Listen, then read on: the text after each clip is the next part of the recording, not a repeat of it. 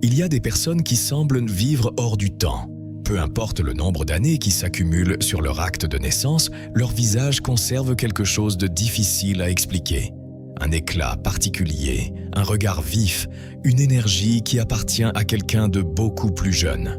Lorsque vous les voyez, quelque chose en vous se demande « Quel est leur secret ?» La science a ses réponses, bien sûr. Elle parle de génétique favorable, de bonnes habitudes alimentaires, de routines d'exercice et de repos adéquates.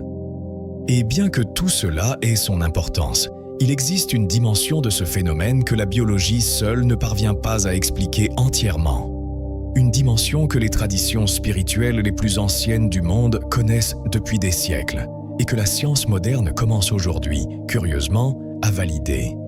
Et si l'âge que vous projetez dans le monde ne dépendait pas uniquement des années vécues, mais de quelque chose de bien plus subtil, de la fréquence vibratoire de votre énergie intérieure, du degré d'harmonie entre votre corps, votre esprit et votre âme?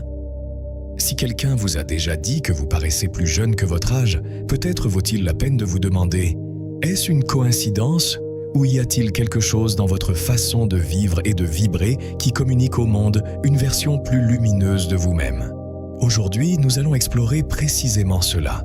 Nous allons parcourir les enseignements de traditions millénaires, du taoïsme à l'hermétisme, de l'hindouisme au bouddhisme, pour découvrir ce que les sages de tous les temps ont dit sur la relation entre la spiritualité et le vieillissement.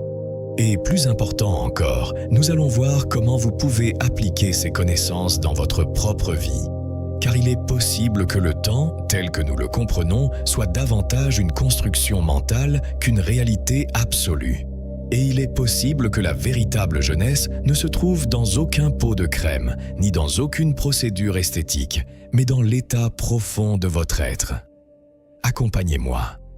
Ce voyage ne fait que commencer. Ce que les traditions anciennes savaient. Tout au long de l'histoire humaine, les grandes civilisations ont partagé une croyance qui peut nous sembler surprenante aujourd'hui. L'apparence extérieure d'une personne est le miroir de son monde intérieur.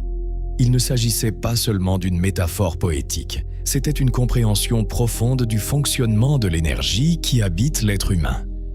La philosophie hermétique, l'un des courants de pensée les plus influents de l'Antiquité, l'a synthétisé dans un principe qui résonne encore aujourd'hui.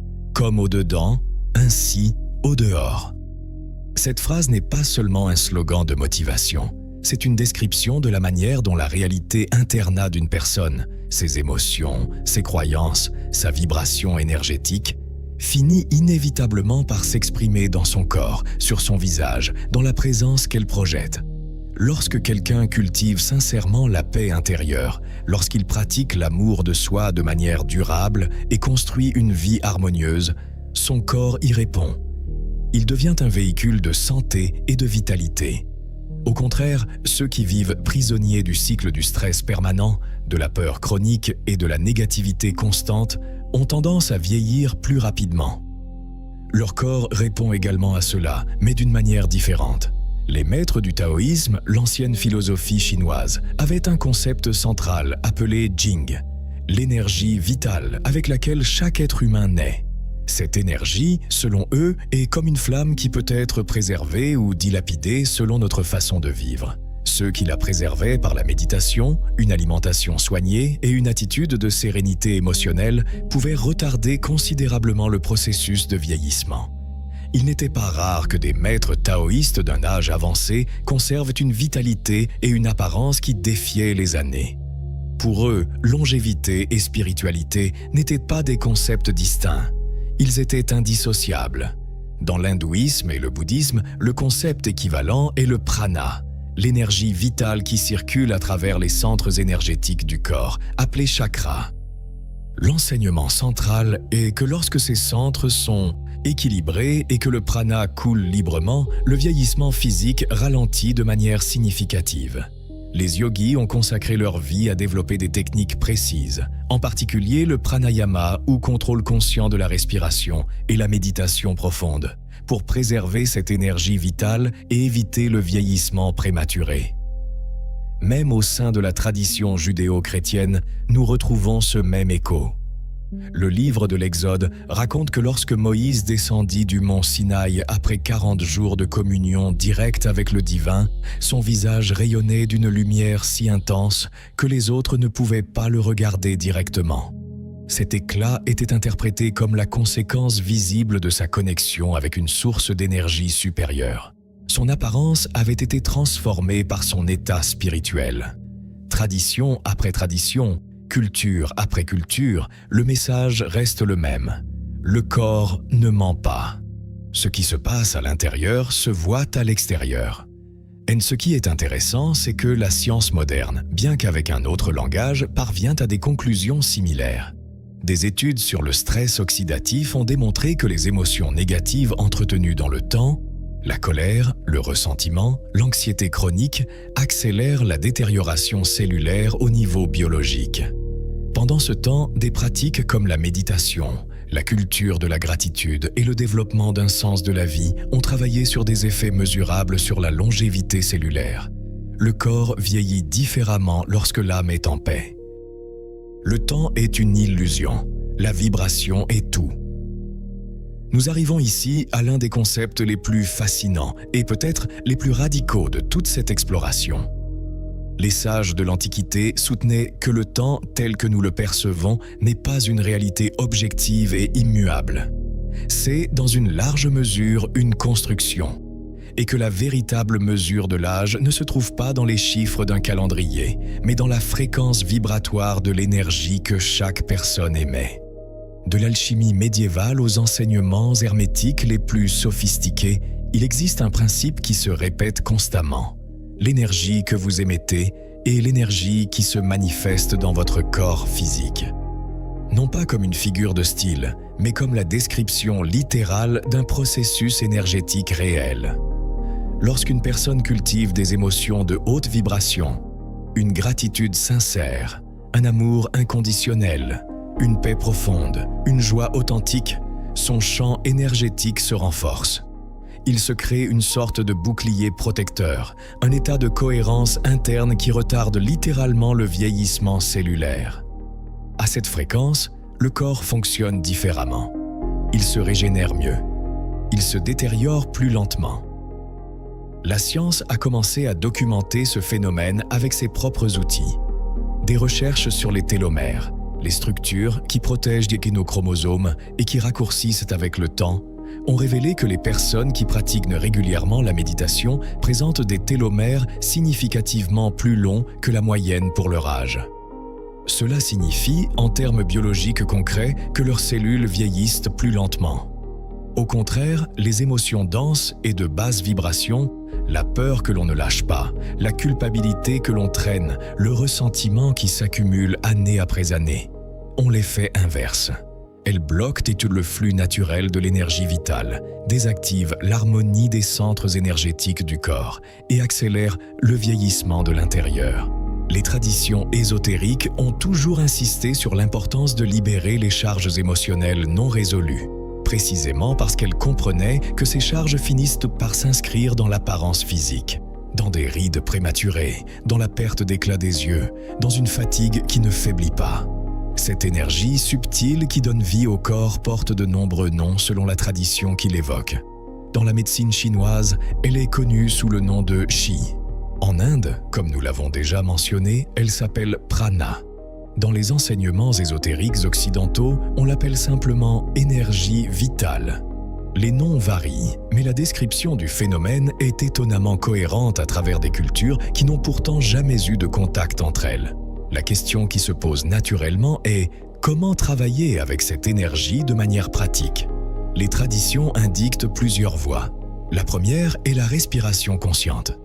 Les yogis enseignent que la façon dont nous respirons est l'un des facteurs les plus directs dans la préservation de l'énergie vitale. Une respiration professionnelle, lente et consciente, conserve et accumule cette énergie. Une respiration superficielle et agitée, celle que beaucoup d'entre nous ont comme habitude inconsciente au cours de la journée, l'épuise de manière prématurée. Consacrer ne serait-ce que quelques minutes par jour au pranayama peut faire une différence remarquable dans la façon dont le corps se sent et se montre. La deuxième voie est la méditation et la pleine présence. Lorsque l'esprit s'apaise et que la conscience s'ancre dans le moment présent, la production d'hormones du stress diminue. Le système nerveux se régule et l'énergie qui se disperse normalement dans les préoccupations concernant le passé ou l'avenir devient disponible pour la régénération du corps. Une pratique méditative soutenue se traduit, entre autres, par une peau plus lumineuse, un regard plus clair et une présence, mais magnétique. La troisième voie concerne les mouvements énergétiques, le tai chi, le qigong, le yoga. Ces disciplines ne sont pas de simples exercices physiques. Ce sont des systèmes complets pour débloquer l'énergie stagnante dans le corps et permettre à la force vitale de circuler librement à travers tous les tissus et organes. Lorsque cette circulation est restaurée, le corps peut se nourrir et se régénérer d'une manière que l'exercice conventionnel ne permet pas d'atteindre de la même forme. Et enfin, il y a les émotions de haute vibration comme pratique délibérée. L'amour, la compassion et la gratitude ne sont pas de simplifier les états émotionnels agréables. Ce sont, d'un point de vue énergétique, de véritables élixirs de jouvence.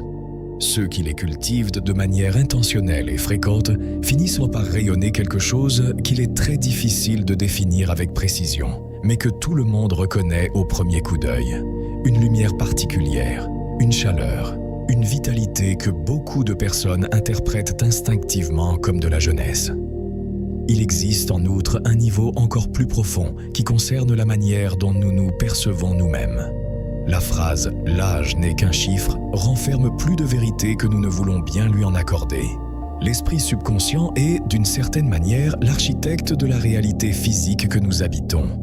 Si vous renforcez constamment la croyance que le temps vous use, que chaque année qui passe vous vole quelque chose, que la détérioration est inévitable et irréversible, votre corps recevra cette instruction et l'exécutera avec fidélité. En revanche, si vous cultivez la conviction profonde que vous êtes un être intemporel, que votre essence est éternelle et que l'énergie vitale vous nourrit constamment, votre apparence commencera à refléter cette réalité intérieure. Ce n'est pas de la magie, c'est la compréhension du fait que l'esprit et le corps ne sont pas des entités distinctes qui coexistent sans s'influencer. Ils forment un système intégré où ce qui se passe dans l'un se répercute inévitablement dans l'autre. L'âme qui ne vieillit pas, évolution spirituelle et apparence. Au-delà de la biologie et de la gestion de l'énergie vitale, il existe une autre dimension de ce phénomène que les traditions spirituelles ont exploré en profondeur, l'état évolutif de l'âme. Dans de nombreux courants de la pensée spirituelle, le corps physique est compris non pas comme la totalité de l'être, mais comme un véhicule temporaire qui abrite une essence immortelle. Et cette essence, l'âme, a sa propre histoire, son propre degré de maturité, son propre niveau de développement.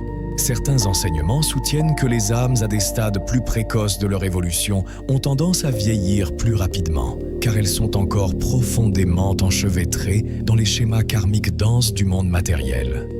Pendant ce temps, les âmes qui ont traversé de multiples cycles d'expérience et d'apprentissage, qui ont accumulé de la sagesse au cours de nombreuses incarnations, projettent une énergie mais raffinée et équilibrée. Et cette énergie se reflète dans une apparence qui semble défier le passage du temps.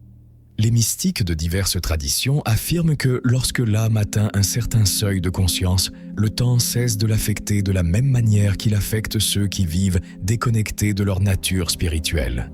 Cela expliquerait pourquoi certaines personnes, malgré un nombre d'années plus élevé que d'autres, irradient une vitalité et une présence magnétique qui les font paraître intemporelles. Elles ne défient pas le temps au sens de lutter contre lui. Elles le transcendent simplement parce qu'elles vivent dans un état de plénitude et de connexion avec leur essence qui va bien au-delà de l'horloge. La numérologie ésotérique ajoute une autre couche intéressante à cette compréhension. Selon ces enseignements, certaines configurations numériques dans la date de naissance, en particulier les nombres d'existence dits maîtres comme le 11, le 22 et le 33, indiquent une connexion particulière avec des plans supérieurs de conscience, ce qui se traduirait par une énergie plus élevée et, par conséquent, par une apparence plus fraîche et lumineuse au fil des ans. L'astrologie ésotérique, pour sa part, associe certains signes du zodiaque, le Verseau, les Gémeaux et la Balance, entre autres, a une énergie naturellement juvénile qui se maintient indépendamment de l'âge chronologique. Dans l'hindouisme et le bouddhisme, les textes sacrés les plus anciens parlent des corps lumineux que développent ceux qui atteignent des stades avancés de développement spirituel. On y décrit comment les grands yogis et maîtres spirituels émettent un rayonnement visible, une luminosité qui donne l'impression que leur présence est hors du temps. Le même phénomène que les textes hébreux ont décrit sur le visage de Moïse résonne ici avec les mêmes mots. Mais, et c'est un point crucial, ces enseignements ne réservent pas cette possibilité exclusivement aux illuminés ou aux initiés. Le message est que toute personne peut intégrer ces principes dans sa vie quotidienne et commencer à refléter cette jeunesse énergétique qui transcende l'âge biologique. Comment l'appliquer dans votre vie quotidienne? Le moment est venu de concrétiser toutes ces connaissances à travers des pratiques précises. Que pouvez-vous faire aujourd'hui dans votre vie de tous les jours pour commencer à cultiver cette vibration qui rajeunit de l'intérieur? Le point de départ est de comprendre de manière authentique et pas seulement intellectuelle que l'esprit influence directement le corps. Les pensées de préoccupation, de stress et de peur entretenues dans le temps génèrent de véritables blocages dans le flux d'énergie vitale et accélèrent le processus de vieillissement. En revanche, la gratitude soutenue, la joie cultivée et la paix intérieure pratiquée créent une vibration expansive qui s'exprime par une apparence plus fraîche et plus vitale. Sur le plan de l'esprit et de l'énergie, la méditation quotidienne est peut-être la pratique la plus puissante et la plus accessible qui soit. Se connecter au silence intérieur, même pendant seulement 15 minutes chaque jour, aide à réduire l'inflammation cellulaire, à régénérer les tissus et à créer un état de cohérence interne qui s'exprime visiblement dans le corps. Pas besoin d'être un expert, il suffit d'être régulier. Les affirmations positives travaillant sur la programmation du subconscient. Des phrases comme « Mon corps reflète la jeunesse de mon esprit » ou « Je suis un être d'énergie pure et renouvelée » ne sont pas de l'auto-illusion. Ce sont des instructions que vous donnez à votre esprit subconscient pour qu'il réoriente son programme vers la vitalité plutôt que vers la détérioration. Le rire et le jeu sont littéralement des médicaments. La capacité de s'émerveiller, de profiter des choses simples, de jouer avec la vie, maintient allumée une étincelle dans l'âme qui s'exprime dans le regard et sur le visage. Ne laissez pas le sérieux excessif vous voler cette étincelle. Sur le plan de l'alimentation, les aliments vivants, les fruits et légumes frais, les aliments naturels minimalement transformés, possèdent une vibration énergétique élevée qui augmente la fréquence du corps. Ce n'est pas seulement de la nutrition, c'est de l'énergie que vous incorporez littéralement chaque fois que vous mangez. Les produits ultra transformés et les aliments artificiels ont l'effet inverse. Ils génèrent de la densité énergétique et accélèrent le vieillissement cellulaire. Il ne s'agit pas de devenir perfectionniste avec l'alimentation, mais de tendre consciemment vers ce qui nourrit à tous les niveaux. Même l'eau peut devenir une pratique spirituelle. La boire avec intention, en la tenant entre ses mains et en la programmant mentalement avec des mots comme vitalité, jeunesse et renouveau. L'une de ces pratiques que l'on retrouve dans diverses traditions et qui possède sa propre valeur symbolique et énergétique. Sur le plan de la connexion avec la nature, le corps se recharge d'une manière particulière lorsqu'il est en contact direct avec la nature. Marcher pieds nus sur la terre, une pratique connue sous le nom de earthing ou grounding, équilibre le système nerveux et revitalise le corps au niveau cellulaire. Les bains de soleil conscients, reçus de manière modérée et attentive, activent la production de vitamine D et régulent les biorhythmes naturels de l'organisme. Le contact avec l'eau naturelle, les rivières, les lacs, la mer, nettoie le champ énergétique des charges accumulées au quotidien. Sur le plan de la vibration et de l'environnement, votre champ énergétique est sensible à l'environnement dans lequel vous évoluez. Les énergies toxiques, le drame constant, les environnements de plainte et de négativité chronique drainent la vitalité et font vieillir. S'entourer d'environnements harmonieux, de personnes qui élèvent votre fréquence, de conversations qui nourrissent, marque une différence qui finit par devenir visible. Un sommeil de qualité est l'un des secrets les plus sous-estimés du rajeunissement. Pendant le sommeil profond, le corps exécute ses processus les plus importants de régénération cellulaire. Prendre soin de ce temps n'est pas un luxe, c'est une nécessité biologique et énergétique. Sur le plan du but de la vie, les personnes qui vivent avec un sens clair de leur mission, qui savent pourquoi elles sont ici et qui consacrent de l'énergie à ce qui les passionne sincèrement, irradient quelque chose qui n'a d'équivalent dans aucun traitement externe. Cette énergie d'expansion, de mission accomplie, de vie vécue avec intention s'exprime dans le corps comme de la vitalité et sur le visage comme de la lumière. Découvrir votre vocation, consacrer du temps à ce qui vous fait réellement vous sentir vivant, aider les autres depuis un espace authentique de service, écouter votre intuition et agir en conséquence. Tout cela maintient le flux énergétique dans un état d'harmonie que le passage des années ne peut effacer facilement. Réflexion finale. Après tout ce parcours, à travers les enseignements des yogis et des taoïstes, à travers les traditions hermétiques et l'hindouisme, à travers ce que la science moderne commence à confirmer avec ses propres outils, le moment est venu d'intégrer. La jeunesse n'est pas seulement une question de biologie, ce n'est pas non plus uniquement une question de génétique favorable ou de bonnes habitudes extérieures. C'est, dans sa dimension la plus profonde, une manifestation de l'état de l'âme. Quand l'être intérieur est en harmonie réelle, non pas comme une performance, mais comme un état authentique, le corps résonne et reflète cette énergie de manière naturelle. Le temps, tel que nous le percevons sur le plan spirituel, n'est pas une barrière infranchissable. C'est, dans une large mesure, une construction mentale. Et lorsque nous nous alignons sur notre essence la plus élevée, nous commençons à transcender les limites que nous imposons au temps. Les personnes qui vivent avec un enthousiasme authentique, avec une curiosité active, avec un amour réel pour la vie, semblent généralement plus jeunes parce que leur énergie n'est pas emprisonnée dans le poids du passé, ni consumée par l'anxiété de l'avenir. Elles habitent le présent. Et le présent, cet éternel moment où la vie se déroule vraiment, ne vieillit pas. Le corps est la projection de ce qui se passe dans le champ énergétique. Prendre soin de votre vibration. Comment vous pensez? Comment vous ressentez? Comment vous vous connectez à l'énergie qui vous entoure est la stratégie de rajeunissement la plus profonde et la plus durable qui soit. Et rappelez-vous, vivez avec un but et avec passion. Prenez soin de votre champ vibratoire. Restez présent. Fluez avec la vie au lieu de lui résister.